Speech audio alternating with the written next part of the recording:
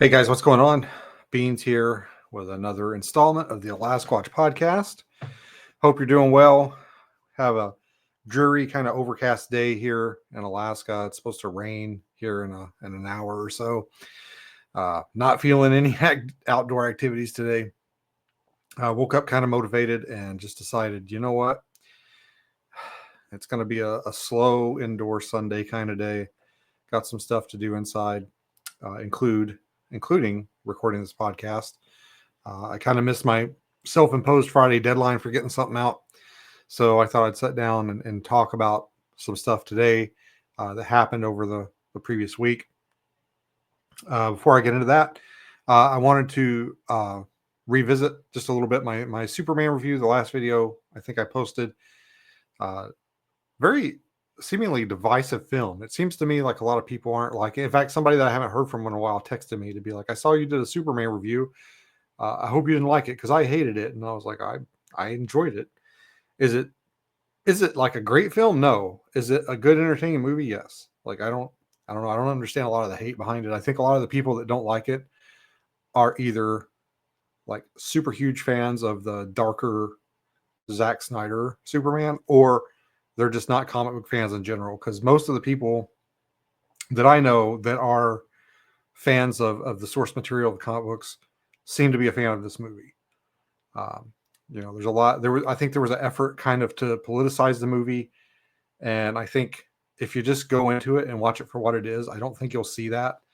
Especially if you know like some of the history of the comic books, like one of the countries in the movie was around in like the early 30s, or not the early 30s, but the 30s, back when Superman was like when one of the first Superman comic books. So I don't know. I mean, did James Gunn have a message that he was trying to relay to the audience? Maybe, probably. But you know what? I felt it was part of the story, integral to enough to the story that I wasn't being beaten over the head with it.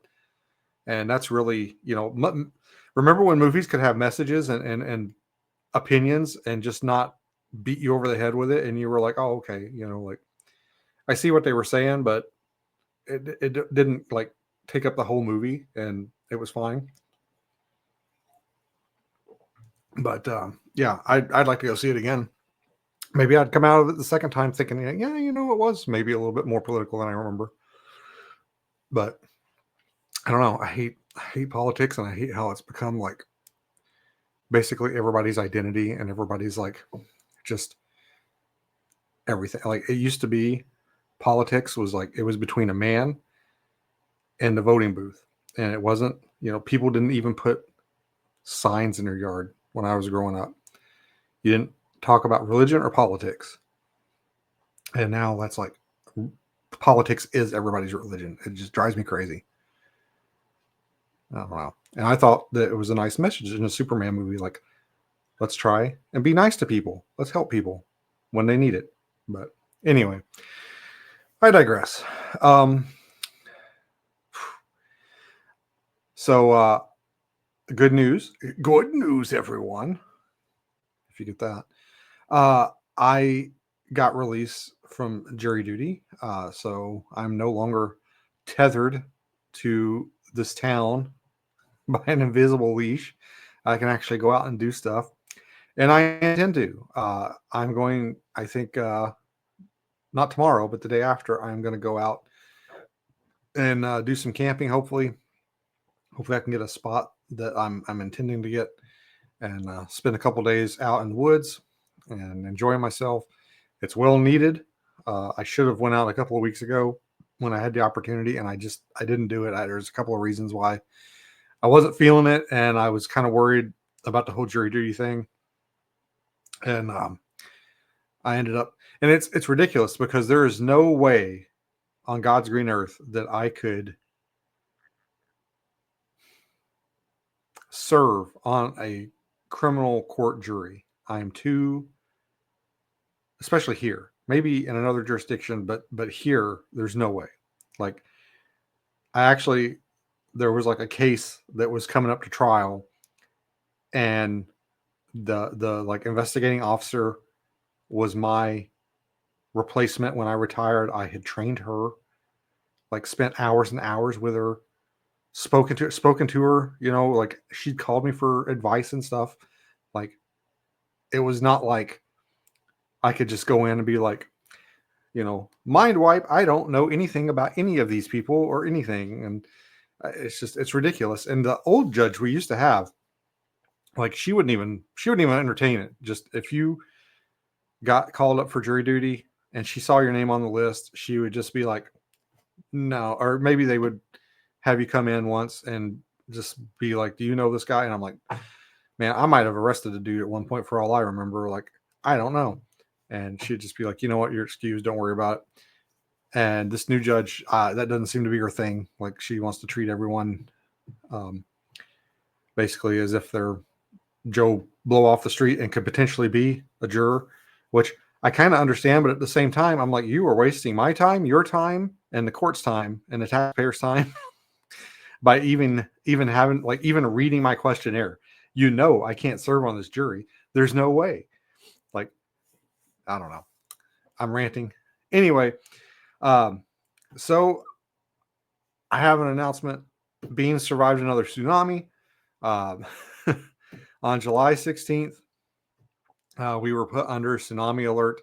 There was a 7.2, or I believe it might have been upgraded to like a 7.2 or 7.3 or 5 earthquake out by Sand Point. And they put us on a tsunami watch. And they've had several tsunami alerts since I've lived here. And nothing has ever happened. There's never been a tsunami. And part of me feels like they're setting themselves up for like a the boy who cried wolf situation, where like even when I was working and we'd have a tsunami alert, it got to the point where we would go, we were often sent out to these areas that were lower lying areas where there's not inside the inundation zone where if the tsunami came, it would probably affect those. And we would get sent into those areas to go basically door to door and knock on people's doors and say, hey, there's a tsunami coming, or there may be a tsunami coming. There's a tsunami warning. We recommend you get to higher ground. And people were getting straight up like mean and obstinate toward us. Just, you're going to have to arrest me. I'm not leaving. And it's like, I don't care. You're free to stay. May I have your name and next of kin information in case there is a tsunami? And usually if you ask people that, they're like, oh, well, maybe I will just head up the road for a little bit. But yeah, that was starting to become more and more the norm, where people were just like, this is like the fourth or fifth one. Nothing ever happens. I'm just going to keep doing what I'm doing. And I understand, because after something happens, they say something, oh, the tsunami's coming, and the tsunami doesn't come. Eventually, you're just going to get complacent and be like, it'll be fine. And I feel like there could be a situation where there is a tsunami coming, and you do have adequate like time where you're like, oh, I should get out of here, but I'm not. And then when it's basically by the time it's going to be here, it's too late. I was always told during some of our like emergency management training and stuff that it's very unlikely for this area to actually experience a tsunami unless it's generated inside Kachemak Bay, and in which case we would have minutes of warning, like not enough time basically to evacuate anything. And that would be like maybe if one of the volcanoes blew and a lot of debris, it's kind of like dropping a brick in a bathtub, like a lot of debris like got deposited into the bay. It might create a wave that would affect the surrounding area. And in that case, we might be in trouble. But most of the tsunami alerts that we've been that we've dealt with have come from like there was the one in Japan, the big earthquake in Japan, and then out in the chain, and then the big one from Anchorage, and nothing ever happened with any of those, which I'm kind of surprised about the one from Anchorage. I don't know. It was on the other side of the water. I feel like maybe if that had generated a tsunami, it would have been in the bay, and we wouldn't have had enough warning to do anything about it. But I've got some tsunami stories, and I'll tell a couple of them here in a minute. But yeah, so it was about noon, a little bit after noon. We had just got done. My wife had come home for lunch. We had lunch. She was going back to work, and I'm sitting on the couch. Usually after lunch, I kind of take it easy for a little bit. I let my food digest because I usually work out after lunch, and I usually like chill out, let my food digest a little bit so that I can go upstairs to my home gym and work out. And I was sitting on the couch. I was looking at something. I don't even remember what it was. And the emergency alert, that the emergency tone comes over my phone. And the first thing I think of is like, oh, it's probably an Amber Alert or something. Cause I mean, we hardly ever get those, like almost never. And that's where my mind went, was like, oh, it's an Amber Alert. Because typically up here where even though we live quite a ways from the water, we can see it. We can see the water from our house. But typically when there's like a tsunami warning or something, we can hear the alert sirens that go off. We live up, way up high on the hill, so the sound typically, like travels up here. And I'm sitting on the couch. My phone goes off.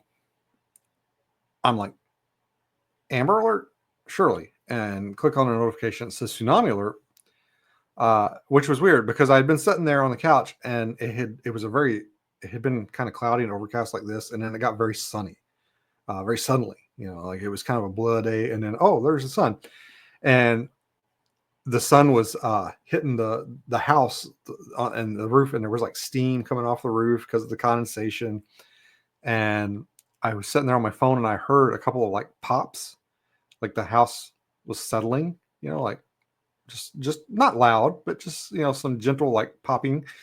And I thought, oh, the house is like warming up, the wood's expanding, it's just the house settling. Because at first I was like, I wonder if that could be an earthquake. I'm like, no, it's just, I didn't feel a shake. It's just the house expanding in the sun. Then the tsunami alert hit, and I was like, maybe that was an earthquake. So I went into my earthquake app. I think it's called Quake Feed, and sure enough, there was like a 7.2 in the Aleutian chain by Sand Point, which I think I figured it out. It's about 600 miles from here, and I got the alert for the earthquake shortly thereafter, after I'd already found out about it. I have my Quake Feed app set up. Basically, I think anything over a 6, it sends me alerts for, anywhere in the world. But I mainly have it set up to track earthquakes in Alaska. And it's a few minutes behind because we'll feel something, and it won't be maybe 5 to 10 minutes. I'll get the notification, and we like to guess like how big we think it's going to be. Of course, it all depends on how far away it is. I mean, if you had asked me what that, if you'd told me, oh, that was an earthquake, what do you think it was? I would have said, oh, it's, like a 2 maybe. But of course it was a 7, but it was so far away. By the time it got to me, it didn't, I didn't feel it at all. I heard other people say that they felt it of a good shake, a good jolt. I didn't at all. I just heard a couple of popping sounds coming from like my garage area, and I just thought it was the house heating up in the afternoon sun. So I get the alert. Here there's the tsunami alert, and immediately text my wife. I'm like, hey, did you feel the earthquake? She said, no, I'm driving. She was actually doing some driving for work. And I said, you should probably come back home because not because necessarily of the tsunami, but because I knew, based on my prior experience, I knew that with that alert going out, whether it was legitimate or not, we have had a couple of like false tsunami alerts, but I knew with that alert going out, people were going to be evacuating town, evacuating the spit, and traffic was just going to be in freaking insane. And so I was like, hey, you should probably come home, if you want, because it's going to get pretty bad. And she did. Of course, she had to go to the office first, which was in the opposite direction back toward the town. I was just like, you might as well just stay there because you might not be able to get home. But she made it home. Um, and of course, I think the tsunami alert was in effect for an hour, maybe a couple hours, and then it was called off. But the same thing happens every time we have a tsunami alert. I'm always seeing conflicting information. And this is one of the things that we run into when we were trying to do our evacuations and emergency services is you go to somebody's house, you knock on the door and you're like, hey, there's a tsunami alert. We're recommending you get to higher ground. And then they say, oh, well, I saw on insert news source that Homer isn't included in that, or we got the all clear. And it was the same thing this time. So they were showing on the Alaska News Source app that I have. I was watching their coverage of it, and they show the map, and of course, this area, the Homer area, is all in the red circle, right? It's all in the circle, and they're saying, yeah, but Homer's not included in this. It's just included on the map because it's in the area, but there's no danger to Homer whatsoever. And then I think tsunami.gov was saying, yeah, it is. This area to this area is affected, which includes where I'm sitting right now, Homer. And so there's always that conflicting information. It drives me crazy. And you've always got the police department saying, yes, if you're in a low-lying area, you should evacuate. And then inevitably, some news source is saying, no, Homer's fine. You don't have to evacuate. And inevitably, nothing ever happens. And it's true. They didn't have to evacuate. But that initial information that come out from tsunami.gov or whatever includes this in the potentially affected area. And it's one of those, you're damned if you do, you're damned if you don't. If you don't tell people they need to get to higher ground and something happens, who are they going to blame? They're going to believe me. The police get blamed for everything, whether it's their fault or not. People have very little idea how much of the justice system and the criminal process the police is involved in. But whenever something goes wrong, it's always the police's fault, always. And you have no idea how many defendants, former defendant, I would charge somebody with a crime. The crime would go to the DA's office. The DA's office would just be like, look, we got too much crap to deal with. We're not dealing with this. We're just going to drop the case. And they would dismiss the case. They would just be like, Your Honor, we don't want to pursue this. And then I would hear the defendant telling people yeah, the cops screwed up, so I got off. And this would be a rock solid case with video evidence, confession, you name it. This case could have been prosecuted and won, but the for whatever reason, due to sheer caseload, the DA's office, this is just a misdemeanor. I don't want to mess with it. Get it off my desk. And for some, I guess it's that thing where the charged person, the defendant, is just they don't realize that they're lucky. They think they're good, and they're just I was too smart for the police this time. They screwed up, or they couldn't pin it on me, so I got out. And basically, it was just a admin clerical decision by the DA where they're just I've got 100 cases on my desk. I need to get rid of a few of them. This is just a petty misdemeanor, whatever. I'm gonna can this, and these other ones that are already in process, I'll deal with them or whatever. And then the bad guy's oh, I got away with it. I'm a criminal genius. But yeah, so if something does happen, the police are going to get blamed for it. Why didn't you tell us to evacuate? And then again, just if something doesn't happen, they're you told us to evacuate and nothing happened, and I closed my shop down, and now I'm out money, and blah blah blah. And there's a few people out there that understand. I don't know. There's people out there that think the government is omnipotent and knows everything and should know everything, and then when they don't, it's just shocked Pikachu face, oh my god. how is this not? How did they not know this? And this is the president's fault, even though it's happened under like at least three presidents, I think, since I was working, maybe four. I think four at this point. But yeah, it's always like a double-edged sword. You never know. And I think they always probably err on the side of caution. And it seems like always that first initial information we always get from tsunami.gov does include this area. So my wife came home. We kind of went about our day as normal, which normally, even if the tsunami did hit, we would be fine. Like we live like 800 feet up, kind of on the side of a mountain. And if it gets up here, we got bigger problems to worry about. Like that's like an apocalyptic level event probably. Um, but we don't really have much to worry about in that regard. The biggest probably problems that we would have would be the probably losing power, which I believe, if I'm not mistaken, our power line is above the inundation zone too. So unless there's some infrastructure down below us that our power line is dependent on, I think we would still have power. And I believe we are on the same power grid as the hospital as well. So if we did lose power, and I think we would probably be one of the first ones to get it back, because the hospitals, I'm not sure.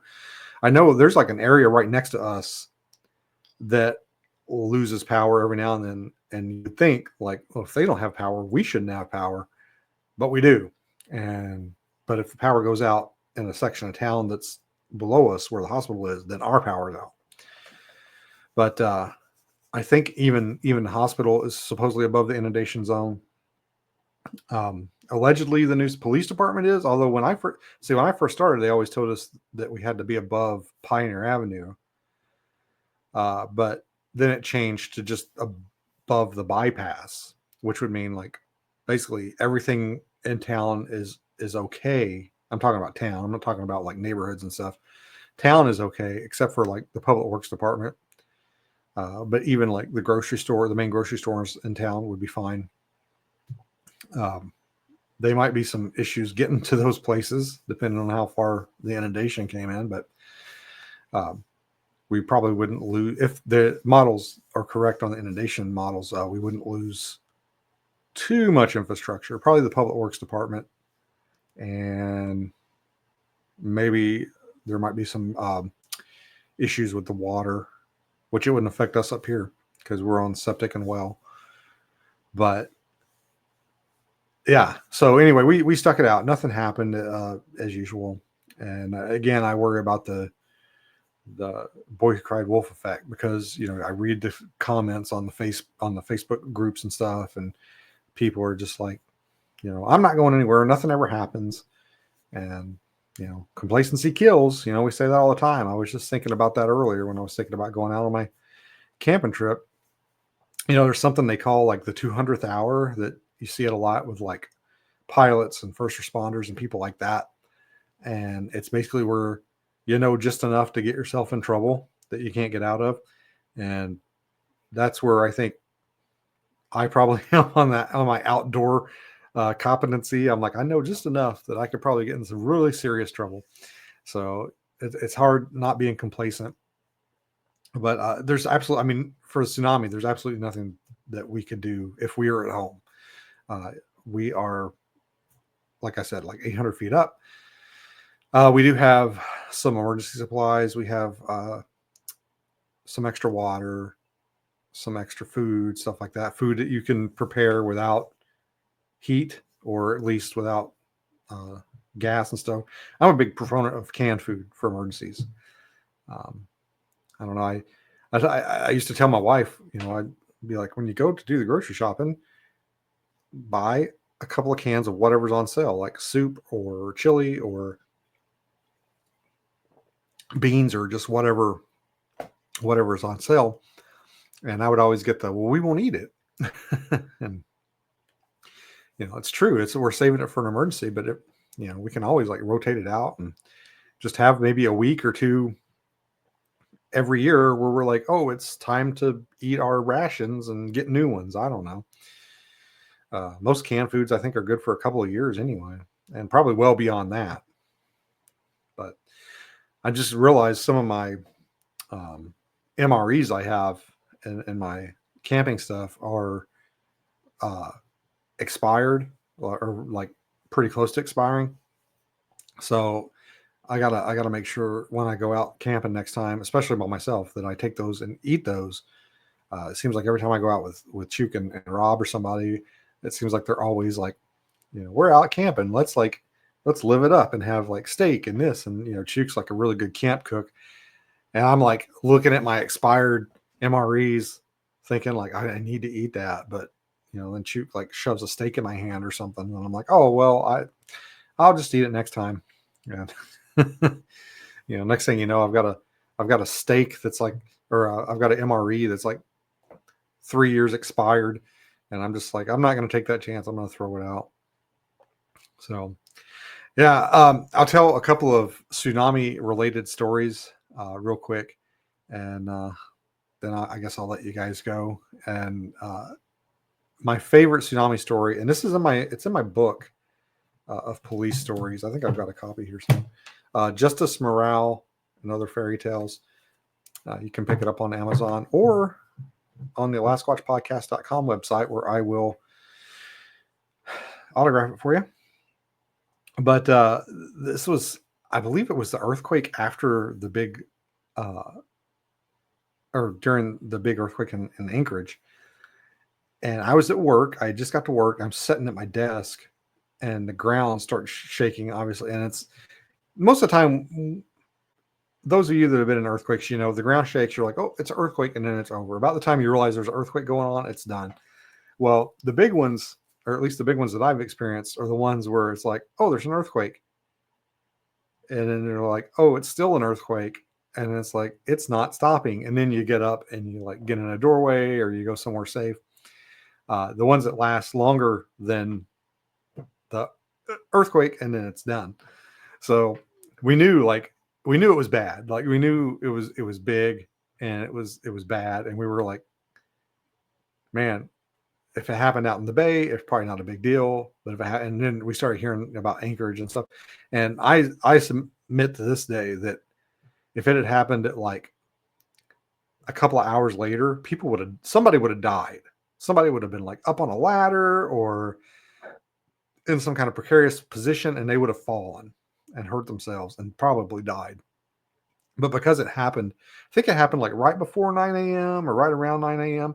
Basically, people were just getting to work and just like starting to their day.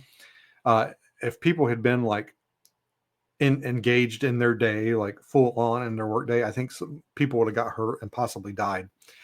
But anyway, the big earthquake hit, and somehow, me, probably the biggest introvert in the department,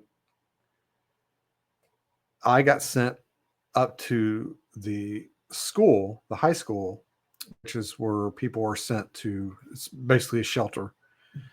But school was in session. And usually when we had these, like school wasn't open, like school wasn't going on. So it wasn't that big of a deal. But now there's like kids in the building and we're sending people in there to shelter. So the tsunami alert goes off. People start evacuating. I get sent up to the high school. I'm like answering questions. People are coming up to me. Like we were hearing some crazy stuff. At one point, I think somebody said, was it Seward or Kodiak? One of those two places was just gone. Like it had been wiped off the map. Like it didn't exist anymore. And like just crazy rumors were going around. And that's part of the, like, you got to watch out for that kind of stuff. And you got to be kind of discerning when you hear information like that. But sure enough, like there were people like, I heard Seward's gone. It was wiped off the map. And it's coming to Homer. It's going to be here any minute now. And anyway, I'm up there. I'm directing people to the shelter, like telling them where to go, answering questions as best I can. A lot of times we don't even know what we can only answer as many questions as we get the information. Like people are coming up to us asking us like about this, this, and this. I'm like, I don't know. I'll see if I can find out. I think some lady was asking me if the roads were closed or something out a certain way, and I'm like, I don't know. Like there might have been trees falling. I don't know. Like you might know more information than I do. I haven't heard anything through official channels.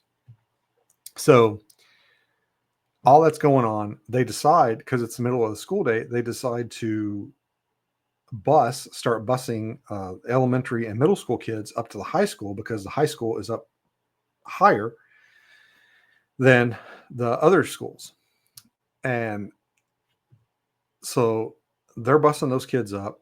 My phone rings, my cell phone. I look at it. Of course, by this time, the news of the earthquake has started to make mainstream media, like it's on the news worldwide. And I look, and it's my aunt in Kentucky. And she's like in her late 80s. I know she's calling to make sure I'm okay, which is funny because every time there's like an earthquake, a volcano, a fire, or something like that, anywhere in Alaska, I get like a call. Are you guys okay? And I'm like, it's 800 miles away. Like this is happening in Fairbanks. I would have to drive 10 hours to be affected by this. I'm fine. It's like me calling you when there's something going on in like Florida. I mean, like, are you okay? But anyway, she's calling. And I'm inside, and there's just people everywhere. Everybody's talking. It's just chaos. So I'm like, I'll go outside so I can have this phone conversation. So I walk outside. Well, the tsunami sirens are still going off. So they're like, this is a tsunami warning. Get to higher ground. Get to higher ground. So that's going off in the background. The buses pull up from the other schools, open the doors. Kids start flooding out. They're kids, and there's elementary school kids. They're screaming, just some of them are probably screaming out of joy. Some of them are probably screaming because they're scared. Like kids are screaming, sirens going off, people are in the background, everybody's talking in like excitable tones because everybody's like excited, oh my god, what's going on? Oh, we're gonna be okay. Oh, Seward's gone. People are just talking in all kinds of like excited tones. There's kids screaming, there's sirens going off. And I answer the phone and I'm like, hey, how you doing? And she's like, I heard there's an earthquake. And I'm like, yeah, we're fine. Everything's fine. And there's sirens going off, kids screaming. I don't know if she could hear any of that going on in the background, but if she could, I don't know if she appreciated the duality and just irony of that, where I'm, oh, everything's fine. We're just fine here. It's good. And they're screaming, sirens, chaos, pandemonium in the background. And I'm just trying my best just to, oh no, we're good. We're good. Everybody's good. We're fine. Everybody's fine. Everybody's good. We got a little shaken up, but we're good. I sent my wife home from work. I was like, because I couldn't leave. So I'm like, you got to go home, and you got to, one, check on the pets, and two, check the gas. Check the gas line on the side of the house, make sure it's like still attached, not leaking. Don't make sure you don't smell any gas in the house. And she did, and I think she stayed home after that. I don't think she went back to work, but yeah, that was pretty crazy. But I love that story because just it was always kind of winding down at that point. Like I think we were anticipating getting the all clear any minute, but she just happened to call when those kids showed up. Sirens were going off, just mass pandemonium and chaos all around me. And I'm just trying to assure her, like, no, everything's fine. We're good. Everybody's okay. And my other story. So one night we're sitting around. It's a slow weekday night. I think it was summertime though. And we're just kind of sitting around, and I hear something, and I'm like, what the hell is that noise? And I go into dispatch where they've got like the windows open, and I can hear it. And sure enough, it's the tsunami sirens. And they're going off. It's like 1 o'clock in the morning or something. It might even be later than that. And we're like, what in the hell is going on? Hadn't had an earthquake, hadn't had news of an earthquake. Like nothing like that's going on. Usually there's one of the two. Like, oh, Japan just had a big earthquake. Okay, the tsunami sirens are going. So we're bumfuzzled. We're like, what the hell's going on? Why is that going? And our dispatch is calling other dispatches trying to figure out what the hell's going on. And it turns out there's a button up at the other dispatch up the road here, like 80 miles away, that when you push it, I guess it activates. I don't know if it activates I think it activates them all on the whole peninsula. And somebody, they said accidentally, I wonder how accidental, but somebody accidentally hit the button. Or maybe it was one of those, what does that do? And they hit the button and it basically like set off every tsunami warning siren on the Kenai Peninsula. People were freaking out. Nobody knew what was going on. And so we're stuck in dispatch. Like I can't leave. Like the phone will not stop ringing. People are calling, what's going on? What's going on? What's going on? And at the time we didn't have any type of social media. We didn't have any, like, there's just no way to get public information out over mass to anybody. So we're literally just sitting there answering the phone one call at a time. No, it's okay. It's a false alarm. No, it's okay. It's a false alarm. Don't worry about it. No, it's okay. It's a false alarm. No, it's okay. It's a false alarm. In the meantime, some people, they either can't get through or they don't believe that it's a false alarm. People are starting to pack up their stuff and evacuate, like on the Spit and other places. And, we're stuck. So finally, some dispatcher that got woken up in the middle of the night by the sirens, she just takes it upon herself. Thank God, this angel comes in and starts picking up the slack and answering the other phones so I can get out and go drive around and basically try and calm people down.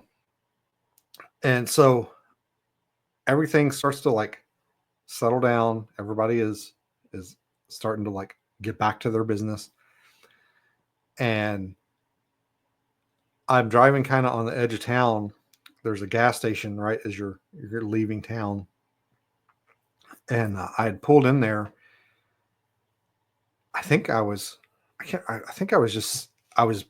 thought I was done. I was like, okay, I think the situation is like as contained as we're going to get it.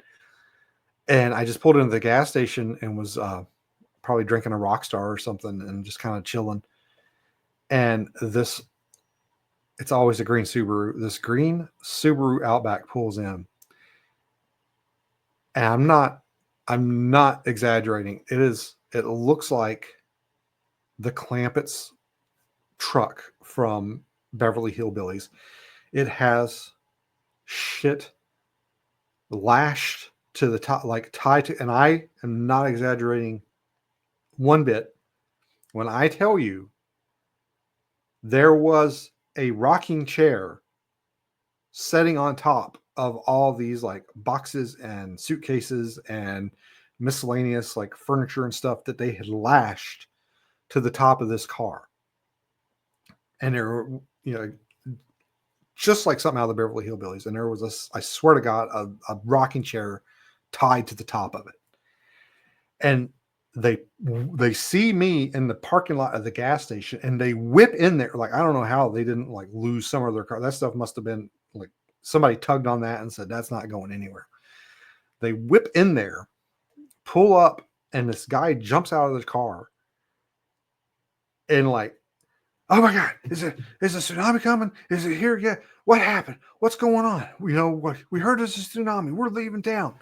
And I was like, and keep in mind, I've been dealing with this for a couple hours at this point, maybe longer. Like in my mind, like this is done. Like we're on to the next thing. It's over. And I was like, no, sir. Everything's fine. There was some mix up in the dispatch up the road. The button got hit. It set off the sirens. That's why you haven't seen anything about it like on the media or on the news. It's a complete false alarm. You can go back to your residence. You don't have to evacuate. Everything's fine. And the guy is just like, but sirens. And I'm like, nope, it's fine. Like I'm not going in. Like if it was the tsunami coming, I wouldn't be sitting here doing nothing. Like I would be evacuating myself or helping other people get evacuated. And he's just like, okay, well, I think we're gonna evacuate just to be safe, just in case, just to be sure. And he gets back in his car and he takes off like up the road. And I was kind of speechless. I was like, Jesus Christ, like what is it gonna take for you to believe? I guess he's gonna come back eventually, and his house is still gonna be there, and then maybe he'll be like, okay. And I didn't ask the guy where he lived or where he was coming from, but like I got the impression that where he was coming from probably wasn't even in the path of the tsunami to begin with. But that always stuck with me. I always wonder, like it's like Jeremiah Johnson, like that guy. Some folks say he's still evacuating. He's still driving. Like he's driven from Alaska to Florida to get away from the tsunami, and now he drove right into a hurricane and died. I don't know, but that was one of the weirdest things. Had a rocking chair lashed to the top of his car. Car was full too, from what I remember. I mean, there were people in there, like his family was in there, but like it was chock full of stuff too. I don't know how long he drove or how far he drove before he realized there was nothing going on. Uniformed police officer telling him that it was all good didn't dissuade him any, so he was bound and determined to evacuate. But yeah, those are some crazy tsunami stories. I actually have a couple more, but I think I'll save those for the next tsunami alert. But yeah, another wacky tsunami alert in Homer, Alaska. Yeah, we survived another one, but like I said, I don't think tsunami is that much of a danger here. I think what we have to worry about here is actual damage from the earthquake, or if the tsunami is generated inside, like Kachemak Bay. But no, we're fine. That earthquake was so far away, I didn't really even feel it. I was like looking at my phone, and I kind of looked up, like, what was that? Oh, the house is settling. And I looked right back down at my phone. I didn't even get up out of my chair. And again, it was like 600 miles away from me, so it was really far away. And like most things in Alaska, I started getting messages. Are you guys okay? Are you guys okay? Yeah, we're fine. But anyway, guys, I'm gonna let you go. Let you get back to enjoying your summer activities. I am going to go prepare for my summer activities. I think I'm going to start getting my stuff together for my camping. I believe I have a podcast appearance I've got to do tomorrow, and I'm not even sure what the name of the podcast is. They're supposed to send me a link today. I'll post something about it when it premieres, I guess. But anyway, guys, take care. Be safe out there. And, I understand why people don't trust the government, but if they're telling you, if their sirens going off and they're telling you to evacuate, maybe just humor them and maybe take a drive and get out of the area just for a little bit, and just take care of yourself and others. Don't get complacent. Anyway, guys, have a good one. The beans abides.